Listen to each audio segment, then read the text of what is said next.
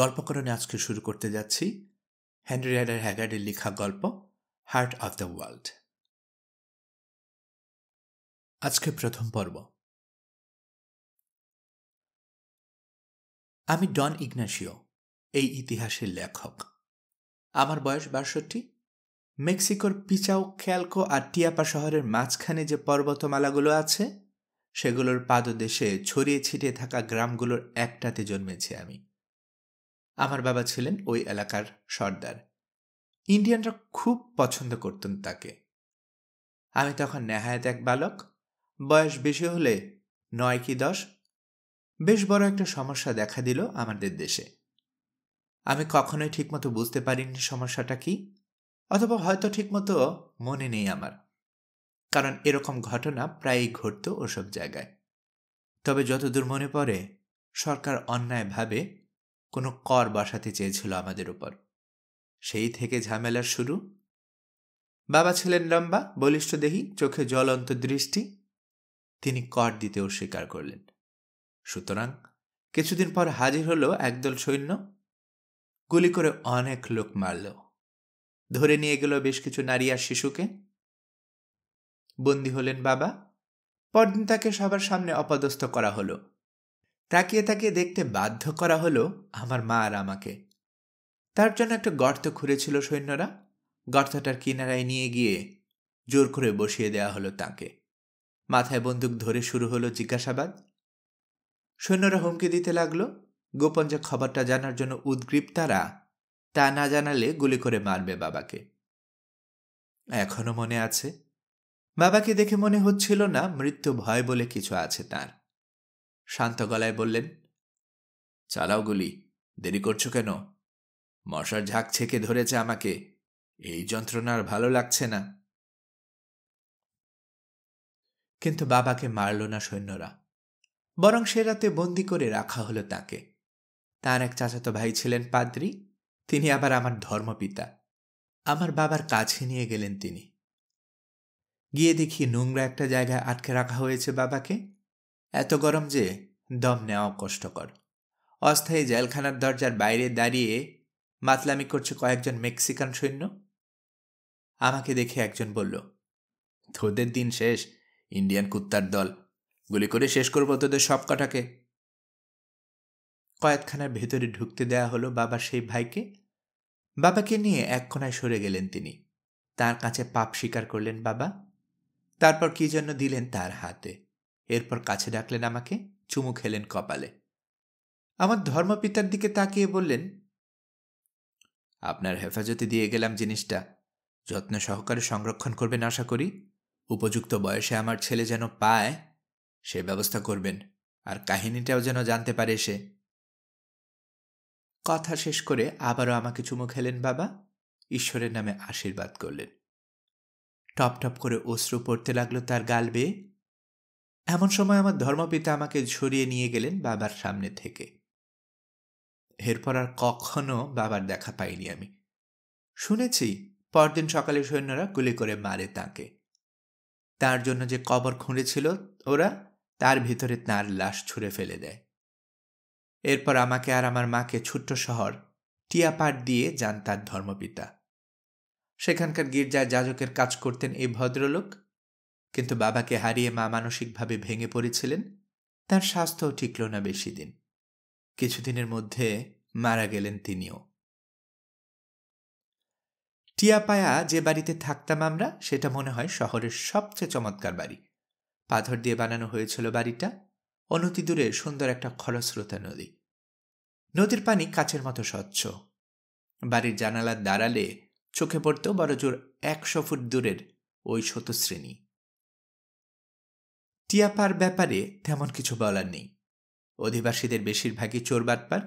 কেউ কেউ এত বেশি কুকর্ম করেছে যে আমার ধর্মপিতা তাদের মৃত্যুসজ্জায় উপস্থিত হয়ে পাপ শিকারের কথা শুনতেও নারাজ। একটা গির্জা ছিল, আগেই বলেছি। সেটার ছাদে চাষ করা হতো নানান জাতের রং বেরঙের সুন্দর সুন্দর অর্কিড। পথঘাট খুব খারাপ, শুকনো মৌসুম ছাড়া যাতায়াত করা কঠিন। এই শহরে বেড়ে উঠেছিলাম আমি। ধর্মপিতার কাছে পড়ালেখা শিখছিলাম। তিনি বিদ্বান মানুষ, অনেক কিছু জানেন, অনেক কিছু অনুমান করতে পারেন। যাদের শেখার ইচ্ছা আছে তাদেরকে শেখাতে চান।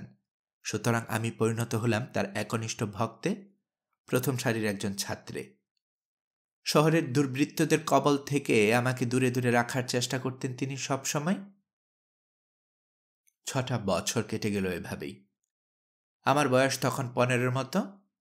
হঠাৎ কি খেয়াল জাগলো জানি না, যাযাখর ঝোঁক চেপে বসল মনে। আসলে হয়েছিল কি, এক রোববার বিকেলে বসে আছি টিয়াপার গির্জায়। জানালার বাইরে মৃদুমন্দ বাতাস তখন দোল খাচ্ছে অসংখ্য অর্কিড। তাকিয়ে আছি সেদিকে। কেউ মানত করেছিল ঈশ্বরের কাছে, সেই মানত পূর্ণ হওয়ার নিজ খরচে ধর্মীয় ছবি এঁকে দিয়ে গেছে গির্জার দেয়ালে। কখনো কখনো তাকাচ্ছি সেদিকেও। অলসভাবে বসে আছি। এমন সময় আমার সেই ধর্মপিতা নসিহত করতে শুরু করলেন। দুরাত আগে নৃশংস এই হত্যাকাণ্ড ঘটে গেছে শহরে। 3 জন লোক যাচ্ছিল শহরের মধ্য দিয়ে, সঙ্গে একজনের অল্প বয়সী ছেলে। সেন্ট ক্রিস্টোবেল থেকে উপকূলের দিকে যাওয়ার পথে টিয়াপায় ঢুকে পড়েছিল ওরা আসলে। আমাদের বাড়ির নিকটবর্তী এক বাড়িতে রাত কাটানোর জন্য যাত্রা বিরতি করে। সঙ্গে ছিল বস্তাভর্তি ডলার। সেন্ট ক্রিস্টোবেলের মাল বেচে কামাই করেছিল। শহরের কিছু সংকট জাতির দুর্বৃত্ত টাকার গন্ধ পেয়ে ডাকাতির মতলব আঁটল। যে বাড়িতে ছিল লোকগুলো, রাতের অন্ধকারে 10 জন দুর্বৃত্ত ঢুকে পড়ে সে বাড়িতে। 3 অভিযাত্রী মিলে প্রাণপণে ঠেকানোর চেষ্টা করল ডাকাতদের, কিন্তু ওরা নিরস্ত্র, তার উপর সংখ্যায় কম। এদেরকে ভোজালি দিয়ে জবাই করে ফেলল ডাকাতরা। তারপর লুট করে নেয় সব টাকা।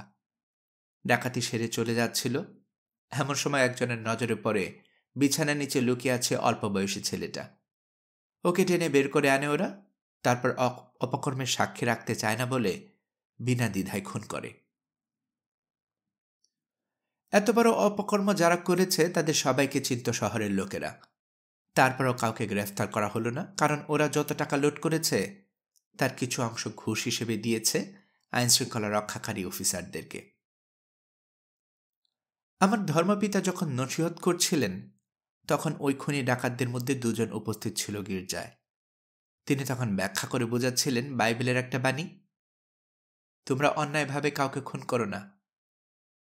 তার কথা শুনে 2 খুনি নিঃশব্দে উঠে দাঁড়ালো, বিবেকতাড়িত হয়ে মাথা নিচু করে বের হয়ে গেল গির্জা থেকে। ধর্মপিতা যখন বললেন এই নিষ্পাপ বালকের খুনের দায় আমাদের সবাইকে বহন করতে হবে পরকালে, তখন দেখি উপস্থিত লোকদের অনেকে ভেঙে পড়েছে কান্নায়। ঘটনার উল্লেখ করলাম কারণ সেটা গভীরভাবে নাড়া দিয়েছিল আমাকে। ওই যে অল্প বয়সী ছেলেটা, হয়তো আমারই সমান বয়সর। কদিন আগেও সে ছিল প্রাণ চাঞ্চল্যে ভরপুর, আর আজ সে হারিয়ে গেছে পৃথিবীর বুক থেকে। মৃত্যু কি তা যেন প্রথমবারের মতো উপলব্ধি করতে পারছি। একদিন আমাকেও মরতে হবে। একদিন আমারও ঠাঁই হবে স্বর্গে, নয়তো নরকে। কথাটা মাথায় আসা মাত্র আশঙ্কায় কেঁপে উঠলাম, যেন আমার পাশেই দাঁড়িয়ে আছে যম। ওই মুহূর্তে সিদ্ধান্ত নিলাম পাদ্রী হব। সারা জীবন অন্যের ভালো করার চেষ্টা করব, যাতে পরকালে শান্তি পাই। স্বর্গে ঠাঁই পাই বা না পাই, অন্তত নরক বাস যেন এড়াতে পারি। পরদিন গিয়ে হাজির হলাম আমার ধর্মপিতার কাছে। তাকে বললাম আমার ইচ্ছার কথা। মনোযোগ দিয়ে আমার কথা শুনলেন তিনি। তারপর বললেন, তোমার নিয়তিতে যদি থাকে তাহলে অবশ্যই তুমি পাদ্রী হতে পারবে। চেষ্টা করে যাও, বাকিটা তোমার ভাগ্য, সময় বলে দেবে সেসব। আরও 5 বছর কেটে গেছে। এই সময়ে আরও শক্তিশালী আর কর্মঠ হয়েছি। অনেক কাজ শিখেছি। আমার ধর্মপিতা প্রত্যক্ষ তত্ত্বাবধান থেকে অনেক কিছু জানতে পেরেছি। জ্ঞান বিজ্ঞানের বিভিন্ন বইপত্র পড়তে হয়েছে আমাকে। আমার জন্য এমনকি শুধু স্পেন থেকে বই আনিয়েছেন তিনি। এসব বইয়ের মধ্যে বেশিরভাগই ইন্ডিয়ানদের ইতিহাস বিষয়ক। স্পেনিয়াররা কেন এলো আমাদের দেশে, কিভাবে দখল করলো আমাদের দেশটা, ইত্যাদি ইত্যাদি। এসব পড়তে কখনোই খারাপ লাগে না আমার, বরং যত পড়ি তত উৎসাহ পাই। এই দেশের অভাগা লোকগুলোর জন্য তত বেশি হাহাকার জাগে মনে। ওদের জন্য কিছু একটা করতে ইচ্ছে করে। আমাদের দুর্দশা দেখে, আমাদের প্রতি স্পেনিয়ারদের নিষ্ঠুর আচরণ লক্ষ্য করে নিজেদেরকে দাস বলে মনে হয়। কি আশ্চর্য! দেশ আমাদের, দেশের সব প্রাকৃতিক সম্পদ আমাদের, অথচ গুটি কয়েক ভিনদেশী আমাদের এই দুর্বলতার সুযোগ নিয়ে শুধু অস্ত্রের জোরে আমাদেরকে পরাধীন করে রেখেছে। নিজ দেশে আমরাই পরবাসী হয়ে গেছি, মুক্ত মানব হয়েও আমাদের হাত পায়ে দাসত্বের অদৃশ্য শিকল। আমার 20তম জন্মদিনে নিজের চেম্বারে আমাকে ডেকে পাঠালেন আমার ধর্মপিতা। ইতিমধ্যে অনেক বয়স হয়ে গেছে তার, দুর্বল হয়ে গেছেন। আমি তার ঘরে যাওয়ার পর দরজাটা বন্ধ করে দিয়ে বলতে লাগলেন, শোনো, খুবই গুরুত্বপূর্ণ একটা কথা বলার জন্য ডেকেছি আমি তোমাকে। আমার সময় মনে হয় শেষ, আর বেশি দিন বাঁচব না। তোমার শ্রদ্ধেয় পিতা এবং আমার চাচাতো ভাই ও সবচেয়ে ভালো বন্ধুর শেষ কথাটা জানিয়ে যেতে চাই তোমাকে। জানো হয়তো, তুমি যখন খুব ছোট তখন সৈন্যরা গুলি করে মেরে ফেলে তাকে। কিন্তু এটা জানো কি না জানি না, তিনি যতই সহজ সরল জীবনযাপন করুন না কেন, তোমরা আসলে রাজবংশের সন্তান। তোমাদের বংশটা প্রাচীন। তোমার বাবা, তোমার দাদা, তোমার দাদার বাবা, এভাবে যেতে যেতে 11 নম্বরে কে আছেন জানো? শেষ অ্যাজটেক সম্রাট গুয়াটেমোক, যাকে খুন করেছে স্পেনিয়ার্ডরা।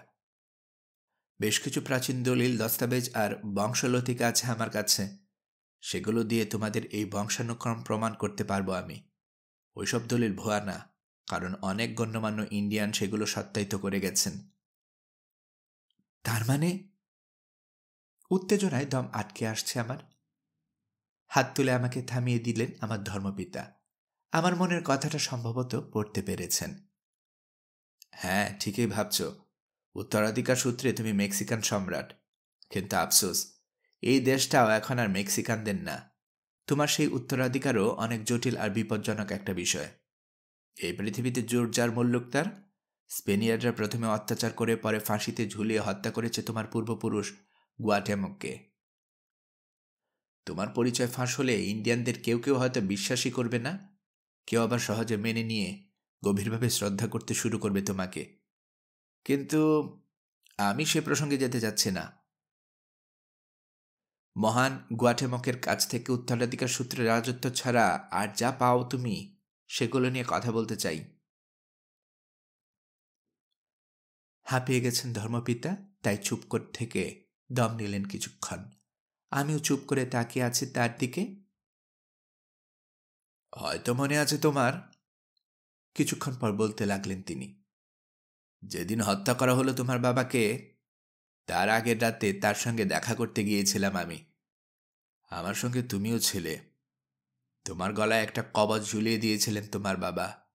তারপর সেটা খুলে দিয়েছিলেন আমার হাতে। বলেছিলেন তুমি উপযুক্ত বয়সে উপনীত না হওয়া পর্যন্ত জিনিসটা সামনে রাখতে। হে নাও, আজ তোমার হাতে তোমার এই জিনিস ফিরিয়ে দিচ্ছি। বলতে বলতে আমার একটা হাত টেনে নিলেন তিনি। এতক্ষণ মুঠোর ভিতরে ধরে রাখা জিনিসটা হস্তান্তর করলেন। কবচটা এখন আমার হাতে। ভালো মতো দেখতে লাগলাম। হৃৎপিণ্ড আকৃতির একটা পান্নার অর্ধেকটা দিয়ে বানানো হয়েছে। ভালো মতো পলিশ করা হয়নি, তারপরও যথেষ্ট মসৃণ। বাকি অর্ধেকের সঙ্গে যদি জোড়া দেয়া যায়, তাহলে ঘুঘুর ডিমের সমান বড় হবে। খেয়াল করলাম, আসলে হাত থেকে পড়ে গিয়ে অথবা অন্য কোনো কারণে ভেঙে যায়নি পান্নাটা, বরং সুচারু কায়দায় উপর থেকে নিচের দিকে কেটে আলাদা করা হয়েছে। যে লোক করেছে কাজটা, নিঃসন্দেহে বলতে হবে তার হাত পাকা। কারণ একটা পান্নাকে যে দুটুকরা করা হয়েছে বোঝাই যায় না। কায়দা করে একটা চেন বসানো আছে যাতে গলায় পরা যায়। পান্নাটার গায়ে হায়ারোগ্লিফিক অক্ষরে কি যেন খোদাই করা। এক পিঠে দেখা যাচ্ছে একজন মানুষের অস্পষ্ট চেহারা। কি এটা? জিজ্ঞেস করলাম আমি। কাঁধ ঝাঁকিয়ে বললেন আমার ধর্মপিতা, আমিও ঠিক জানি না, কোনো পুরাতাত্ত্বিক নিদর্শন হবে হয়তো। পৌত্তলিক জাদুটোনা থেকে বাঁচার জন্য গলায় পরা হতো সম্ভবত। তোমার বাবা বলে গেছেন এটা নাকি অ্যাজটেক রাজাদের শ্রেষ্ঠ সম্পদ। মেক্সিকোর আদিবাসীরা কি বিশ্বাস করে জানো? এই পান্নার আরেকটা টুকরো যেদিন খুঁজে পাওয়া যাবে, যেদিন একসঙ্গে জোড়া দেয়া যাবে দুইটো টুকরো, সেদিন নাকি সাদা চামড়ার মানুষদের অত্যাচার থেকে মুক্তি পাবে মধ্য আমেরিকার মানুষরা। সেদিন 7 সমুদ্র 13 নদী পেরিয়ে সাম্রাজ্য বিস্তারে সক্ষম হবেন একজন ইন্ডিয়ান সম্রাট। অন্য টুকরাটা কোথায়? জানি না, আমার জানার কথাও না। এসব গল্প বিশ্বাস করি না আমি। মূর্তির ছবি খোদাই করা কোনো পাথরের অলৌকিক কোনো ক্ষমতা থাকতে পারে বলে বিশ্বাসও হয় না আমার। আমি একজন পাদ্রী, তার মানে খ্রিস্টান ধর্মের একনিষ্ঠ বিশ্বাসী এবং প্রচারক। কথাটা জানা ছিল বলেই তোমার বাবা এইসব পাথর টাথরের ব্যাপারে তেমন কিছু বলে যায়নি আমাকে। পৃথিবীর বিভিন্ন দেশের মতো এই দেশেও কিছু গোপন সংগঠন ছিল এবং আছে অনেক আগে থেকে। প্রতীক হিসেবে এরকম হীরা চুন্নি পান্না ওরাই ব্যবহার করত এবং এখনও করে বলে শুনেছি। সেরকম কোনো সংগঠনের সদস্য ছিল তোমার বাবা দাদা। রক্ষা কবচ হিসেবে এসব পড়তেন তারা। তুমিও যদি পারো তাহলে ওই দলের কেউ তোমাকে দেখলে নিঃসন্দেহে দলনেতা হিসেবে মেনে নেবে। তবে যতদূর জানি এসব সংগঠন করে কিংবা তাবিজ কবচ পরে তোমার বাপ দাদার কোনো উপকার হয়নি, তোমারও হবে বলে মনে হয় না। চুপ করে আছি, আনমনা হয়ে তাকিয়ে আছি পান্নাটার দিকে। বারবার ঘুরিয়ে ফিরিয়ে দেখছি সেটা। ধর্মপিতা বলে চললেন, এই ব্যাপারে আর তেমন কিছু বলার নেই আমার। তবে কয়েকটা চিঠি আছে, সেগুলো দেব তোমাকে। তোমার বাবা যে এলাকার সর্দার ছিলেন সে এলাকার জৈনক ইন্ডিয়ানদের উদ্দেশ্যে লেখা হয়েছে চিঠিগুলো। তার হাতে যদি দাও সেগুলো, যদি পান্নাটা দেখাও তাকে, আমার মনে হয় যে রহস্য জানা আছে তার, তা তোমাকে বলতে দ্বিধা করবেন না তিনি। থেমে দম নিতে লাগলেন তিনি। তাকিয়ে আছেন আমার দিকে, আমার প্রতিক্রিয়া লক্ষ্য করছেন হয়তো। কোনো মন্তব্য না করে আমিও তাকিয়ে আছি তাঁর দিকে। শুনো ইগনাসিও, তুমি আসলে ধনী ব্যক্তি। কত ধনী আমি নিজেও জানি না। তবে শুনেছি তোমার পূর্বপুরুষেরা বছরের পর বছর ধরে কোনো এক গোপন জায়গায় এই সম্পদ জমিয়েছে। তুমি যদি সেই গুপ্তধনের খোঁজে বের হও, যারা আজও সামলে রেখেছে সেই সম্পদ, তারা যদি চিনতে পারে তোমাকে, তাহলে আমার বিশ্বাস সব সম্পদ তুলে দেবে তোমার হাতে। তবে মনে রেখো, এই বিপুল সম্পদের কারণেই মরতে হয়েছে তোমার বাপ দাদাকে। গুজবে বিশ্বাস করে মেক্সিকান বর্তমান শাসকরা ধরে নিয়ে যায় তাদেরকে, তারপর অমানসিক অত্যাচার চালায় যাতে মুখ খুলতে বাধ্য হন তারা। কিন্তু টু শব্দটিও করেননি তারা। তাই রেগে গিয়ে তাদেরকে শেষ পর্যন্ত মেরেই ফেলেন শয়তানের দল। তোমাদের বংশের সেই সম্পদ অজানা কোনো জায়গায় গুপ্ত অবস্থাতেই রয়ে যায়। পান্নাটার দিকে আরেকবার তাকিয়ে জিজ্ঞেস করলাম, মরার আগে আপনাকে কি বলেছিলেন বাবা? যা বলেছিলেন তা আজও হুবহু খেয়াল আছে আমার। যদি বেঁচে থাকে এবং যদি উপযুক্ত বয়সে উপনীত হয় আমার ছেলে ইগনাসিয়া, তাহলে তাকে বলো, মহান গুয়াটেমক যে মুকুট হারিয়েছেন তা ফিরে পাওয়ার ইচ্ছা আজও আছে আমাদের রক্তে। যদি তা না পারি তাহলে অন্তত যেন অভিশপ্ত স্পেনিয়ার্ড আর ওদের অনুচরদের তাড়িয়ে দিতে পারি আমাদের মাতৃভূমি থেকে, সেই কসম খেয়েছি সবাই। এই দেশে একদিন না একদিন একটা ইন্ডিয়ান প্রজাতন্ত্র গঠন করবই আমরা। কাজটা করার জন্য চাই প্রচুর টাকা। প্রজন্মের পর প্রজন্ম ধরে এই টাকা, অন্য কথায় সোনা জমিয়েছি আমরা একটা গোপন স্থানে। যেদিন উপযুক্ত সময় আসবে সেদিন কাজে লাগবে সেসব। গুপ্তচর আর বিশ্বাসঘাতকের অভাব নেই এ দেশে। তাই আমাদের ওই সঞ্চিত সম্পদের ব্যাপারে গুজব ছড়িয়ে পড়েছে। নিষ্ঠুর মৃত্যুবরণ করতে হয়েছে আমার অনেক সঙ্গীকে। আজ রাতে খুন করা হবে আমাকেও। কিন্তু ওরা আমাকে নিয়ে যা খুশি তাই করুক, একটা শব্দ উচ্চারণ করব না। লোকানো শোনার ব্যাপারে কিছুই বলবো না ওদেরকে। আমার ছেলে যেদিন বড় হবে সেদিন হয়তো অন্য কেউ শাসন করবে মেক্সিকো, অথবা লোকে হয়তো ভুলে যাবে সব কিছু।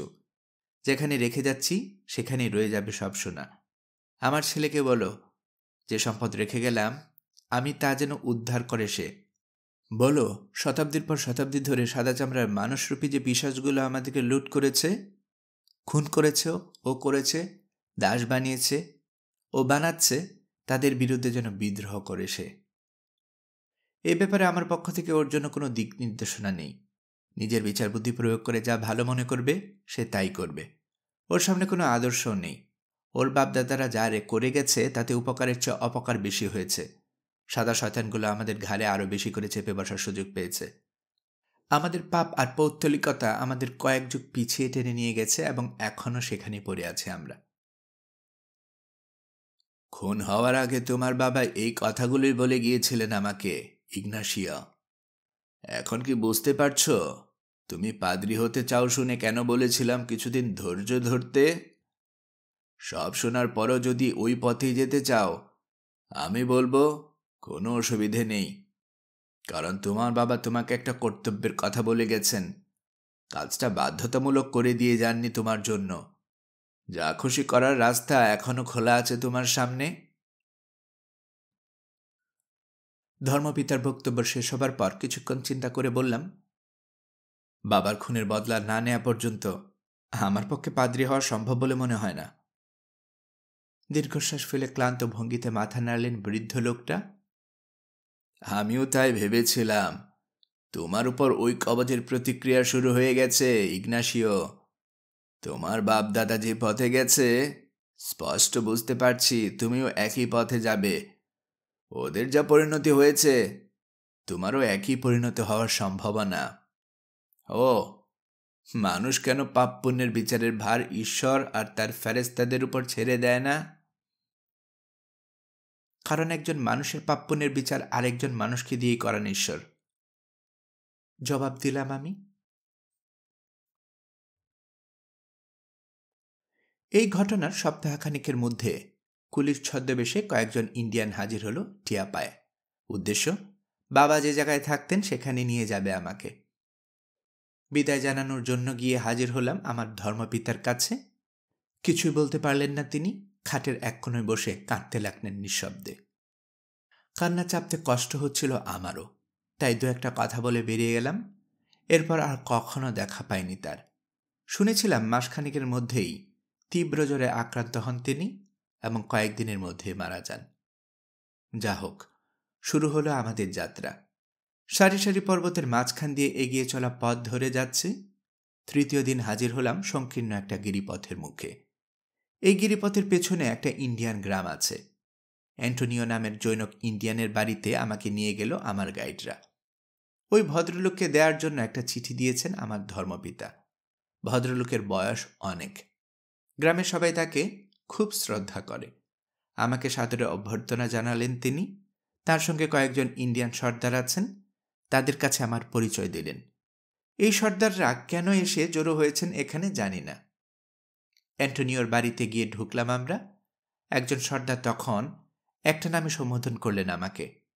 শব্দটা আমার কাছে অপরিচিত, তাই ঠিকমতো বুঝলাম না। তিনি আরও বললেন, যুবক, তোমার কাছে কোনো হৃৎপিণ্ড আছে? কিছুটা ভ্যাবাচাকা খেয়ে গেলাম প্রশ্নটা শুনে। হৃৎপিণ্ড আছে মানে কি? হৃৎপিণ্ড তো সবারই আছে। বললাম, আছে বই কি। আমার জবাব শুনে হেসে ফেললেন সর্দাররা সবাই। তখন অ্যান্টোনিও এগিয়ে এলেন আমার দিকে। কবচটা পড়ে আছে গলায়। আমার শার্টের বোতাম খুলে সেটা দেখিয়ে দিলেন সব সর্দারকে। দেখা মাত্র সম্ভ্রম ফুটে উঠল সবার চেহারায়। বাউ করে আমাকে সম্মান জানালো তারা। দরজা জানালা বন্ধ করে দেয়া হলো। এরপর কয়েকজন প্রহরী নিযুক্ত করা হলো বাড়ির চারদিকে। শুরু হলো আনাড়ম্বর একটা অনুষ্ঠান। ইন্ডিয়ানদের রীতি অনুযায়ী ওই অনুষ্ঠান এতই গোপন যে আজ এত বছর পরও বিস্তারিতভাবে বলতে পারছি না। শুধু বলে রাখি, আমাদের বংশে অনেক গোপন কথা জানানো হলো আমাকে, এবং তারপর আমাকে সর্দারের সর্দার হিসেবে মেনে নিলেন সবাই। ওই দেশের দূর দূরান্তে ছড়িয়ে ছিটিয়ে থাকা হাজার হাজার ইন্ডিয়ানদের নেতা হয়ে গেলাম আমি। নেতা হিসেবে শপথ নেবার পরদিন আমার বাপদাদার রেখে যাওয়া সেই গোপন সম্পদ আমার হাতে তুলে দিলেন অ্যান্টোনিও। বিশাল সেই সম্পদের বিবরণ দিতে গিয়ে আমার এই আত্মকথা দীর্ঘায়িত করার মানেই হয় না। তাই শুধু বলছি, বর্তমান বাজার দর অনুযায়ী ওই সম্পদের মূল্য $10 লক্ষ কম না। বড়লোক হয়ে গেলাম। আমার পকেটে এখন অনেক টাকা। আমার অধীনে অনেক লোক। অ্যান্টোনিওর পরামর্শ অনুযায়ী কিছুদিন রয়ে গেলাম ওই গ্রামে। খবর পেয়ে মেক্সিকোর বিভিন্ন প্রান্ত থেকে লোকজন দেখা করতে আসছে আমার সঙ্গে। ওদের সঙ্গে সাক্ষাৎ করেই কেটে যাচ্ছে দিনের বেশিরভাগ সময়। জীবনের সবচেয়ে বড় ভুলটা করলাম এ সময়। যে গ্রামে থাকি সেখান থেকে 3 মাইল দূরে বাস করে 2 বোন। খানদান ভালো, কিন্তু গরিব। একজন বিধবা, আর একজন, এক কথায় বললে, ডানা কাটা পরি। বয়সে আমার চেয়ে অনেক বছরের ছোট। এক রোববার সন্ধ্যায় ঘটনাক্রমে ওদের বাড়ির পাশ দিয়ে যাচ্ছি। গ্রামের বাইরে একটা উৎসব চলছে, তাই বেশিরভাগ গ্রামবাসী তখন সেই উৎসবে যোগ দিতে গেছে। হঠাৎ শুনি ওই বাড়ির ভেতর থেকে ভেসে আসছে আত্মচিৎকার। ঘোড়া থামিয়ে নামলাম আমি, ছুটে গেলাম বাড়ির দরজার দিকে।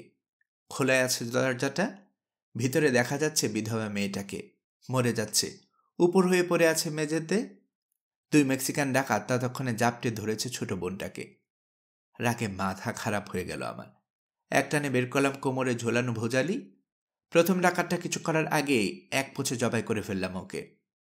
এরকম কিছু ঘটতে পারে কল্পনাও করেনি দ্বিতীয় ডাকাতটা, তাই লাফিয়ে সরে গেল পেছনে।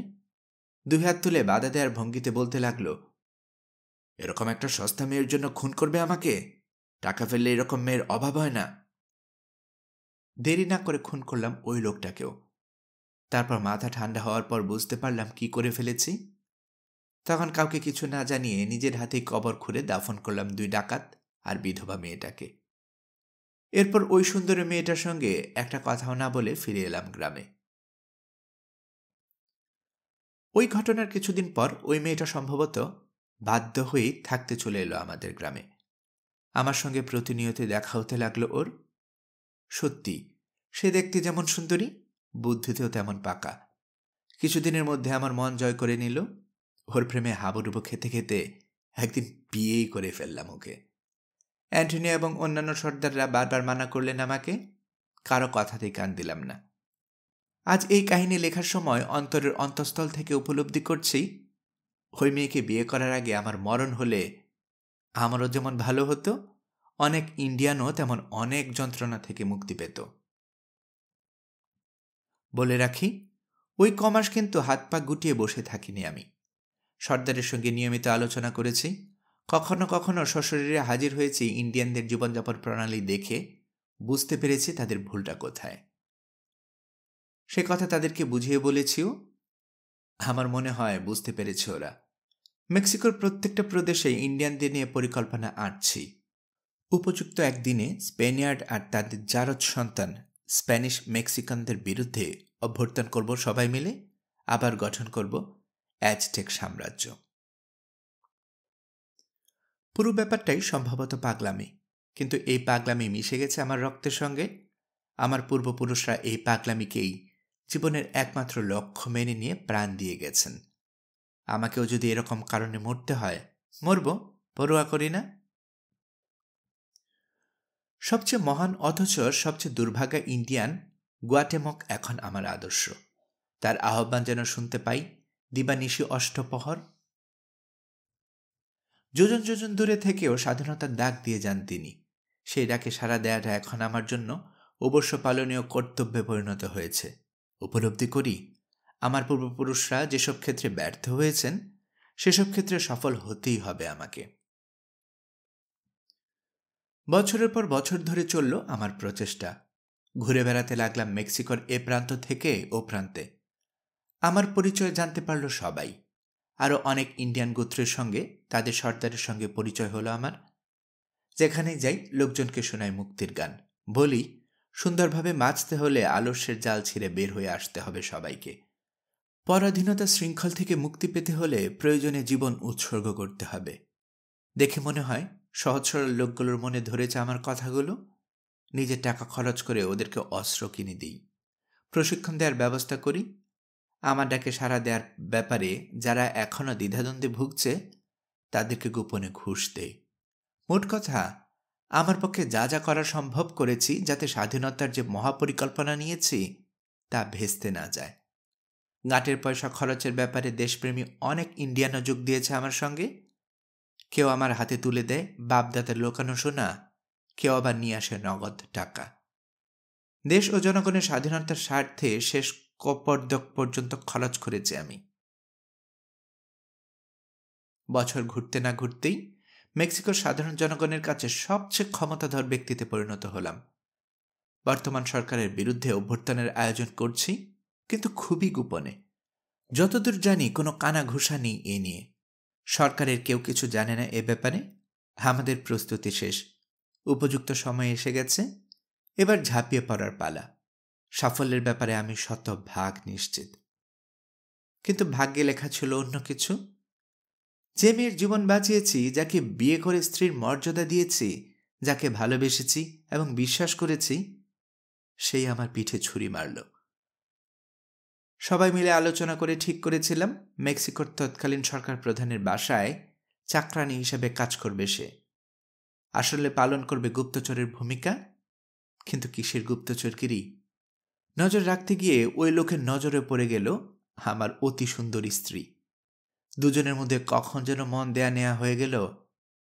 বাকিটা অনুমান করতে প্রাপ্তবয়স্ক কারো অসুবিধা হওয়ার কথা না। আমাদের অভ্যুত্থান ঘটতে তখন আর মাত্র দিন 7 বাকি। এক রাতে আমি এবং আমার 5-6 জন বিশ্বস্ত অনুচর ধরা পড়লাম স্প্যানিশ মেক্সিকানদের হাতে। আমাকে বাদ দিয়ে বললে ওই লোকগুলোই ছিল আমাদের আন্দোলনের বড় বড় নেতা। আমরা কেউ কিছু বুঝে ওঠার আগেই ওদেরকে কোথায় যেন নিয়ে চলে গেল সরকারের বাহিনীর লোকেরা। আর আমাকে হাজির করা হলো সরকার প্রধানের সামনে, তার কোনো এক বাড়ির নিভৃত কক্ষে। হাতে পিস্তল নিয়ে আমার জন্য অপেক্ষা করছিল লোকটা। কিছুক্ষণ একদৃষ্টিতে আমাকে দেখার পর বলতে লাগলো, বন্ধু, তোমার সব পরিকল্পনা জানতে পেরেছি আমি। বলতে বাধ্য হচ্ছি, বাহাবা পাওয়ার মতো একটা কাজ করে ফেলেছ আসলেই।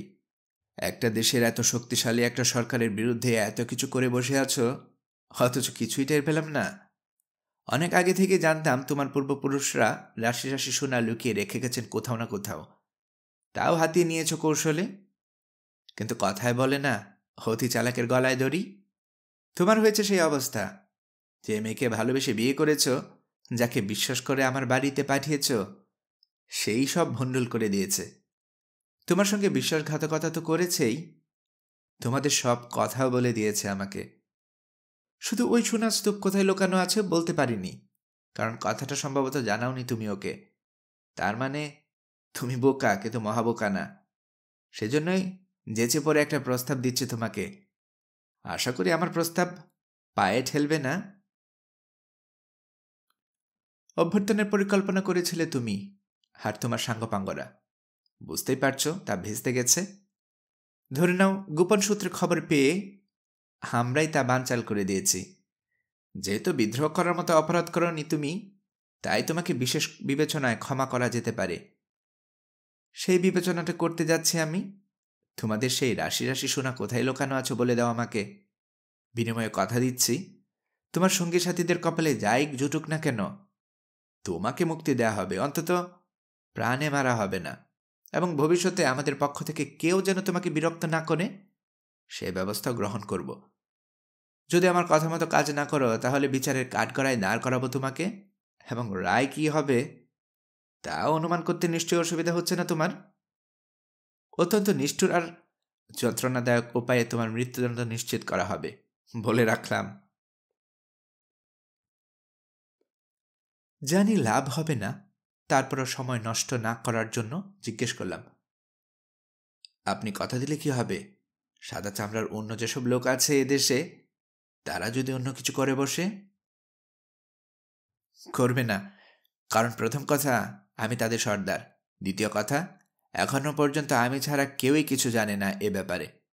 ওদের কেউ যদি কিছু জানতে পারে, তাহলে তোমার লুকানো সোনার ভাগ দিতে হবে আমাকে, এবং আমি তা করতে চাই না।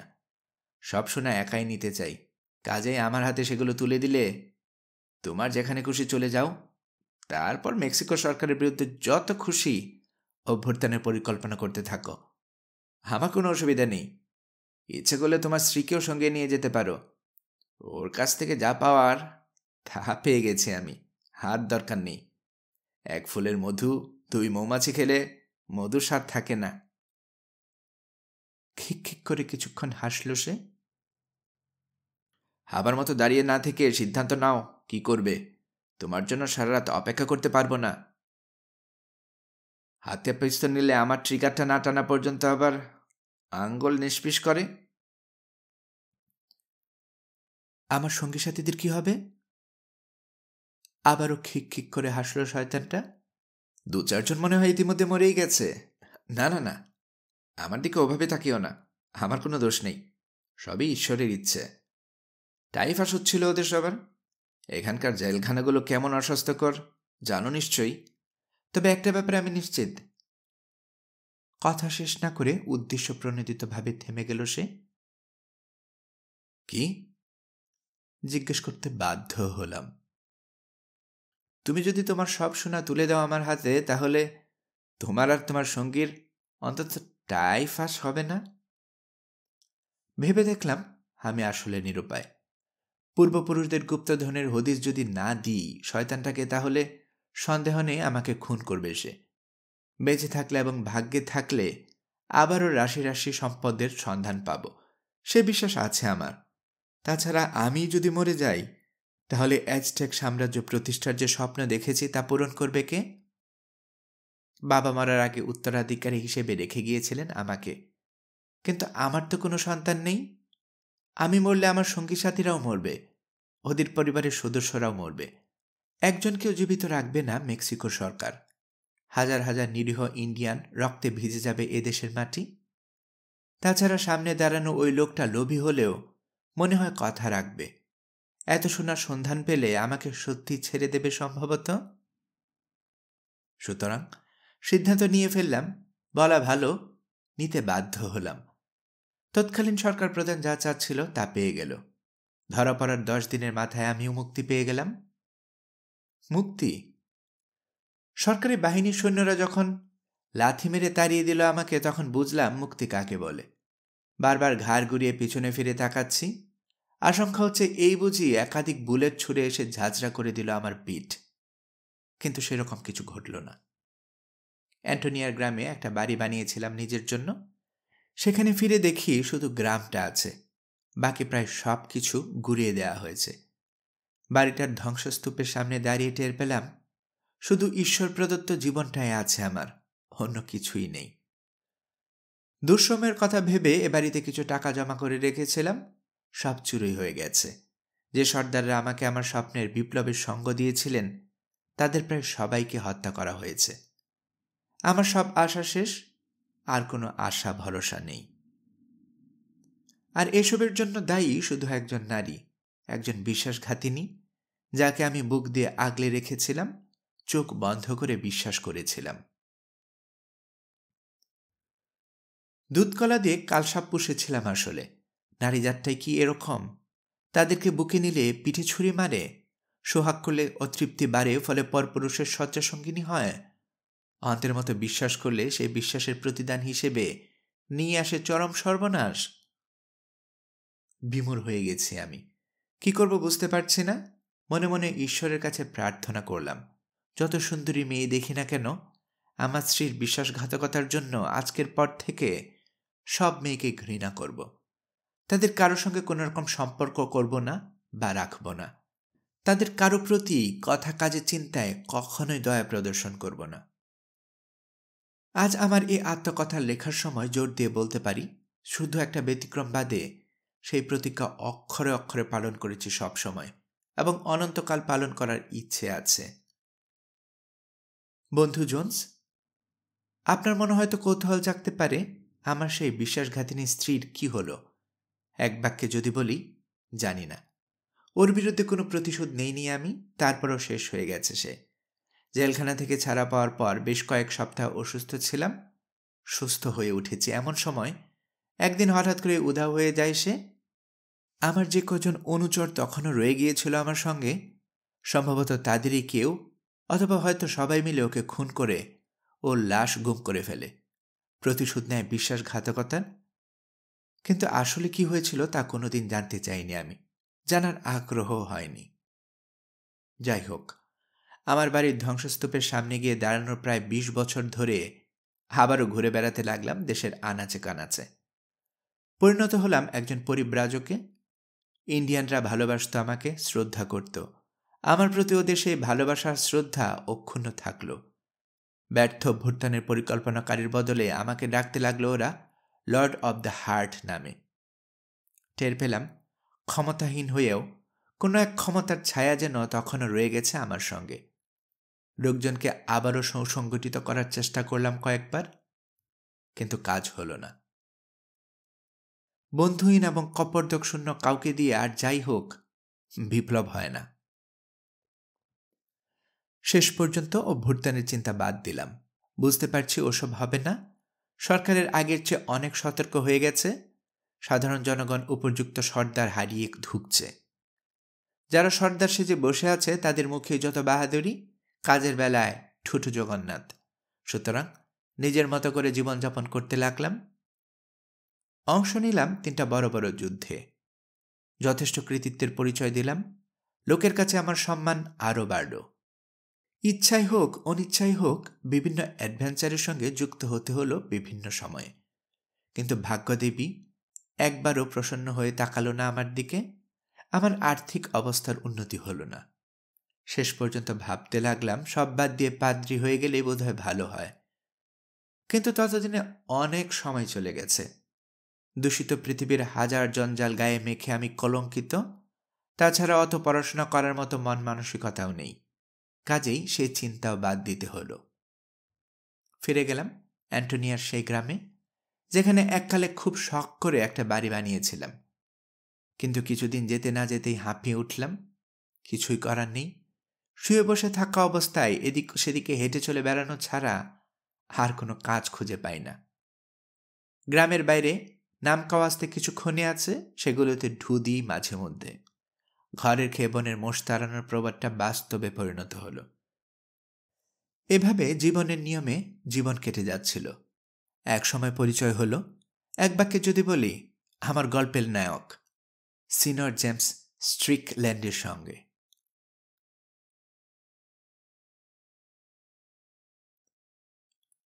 গল্পকরণে এতক্ষণ আপনারা শুনছিলেন হ্যান্ডি রাইডার হ্যাগারের লেখা গল্প হার্ট অব দ্য ওয়ার্ল্ড এর প্রথম পর্ব। আমি নিয়মিতভাবে গল্প পাঠ করে আপনাদেরকে শোনাচ্ছি। গল্প পাঠ ভালো মনে করে থাকলে আমার এই গল্পটি আপনার বন্ধুবান্ধব প্রিয়জন সবার কাছে শেয়ার করবেন। তাতে করে তারা এই গল্পটি শোনার সুযোগ পাবে। আপনারা ভালো থাকবেন সেই প্রত্যাশায় এখানেই বিদায় নিচ্ছি।